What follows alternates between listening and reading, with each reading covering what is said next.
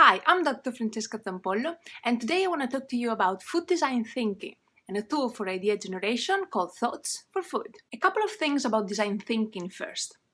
If you think about the entire design process, design thinking is the very first part, the part that helps us dealing with complexity, making sense of things, and reaching a final design concept that we are then going to develop.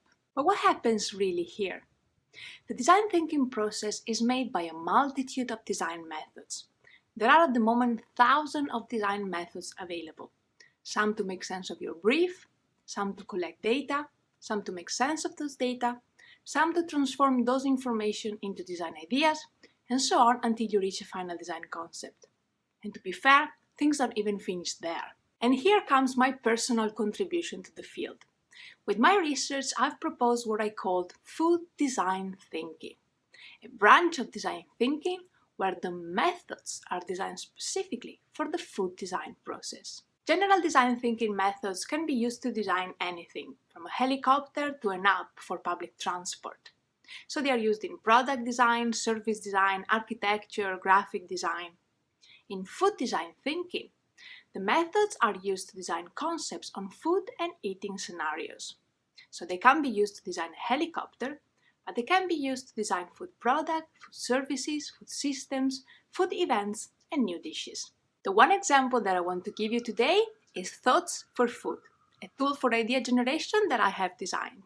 Thoughts for Food is a set of themes cards, where every card represents a theme of the ideal eating situation. I use the term eating situations because food design is about food, and food is eaten in many different types of situations.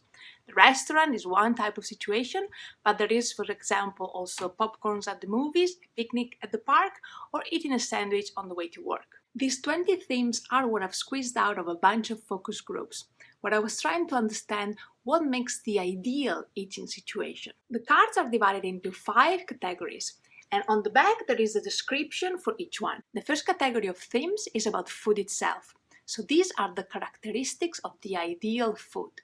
The characteristics that food should have in order for people to really love it. There are themes about the environment or the food space, themes about the relationship between me and the people eating around me, themes about the relationship between me and those with whom I'm eating, and a few general themes that relate to the entire eating situation. And here is the important part.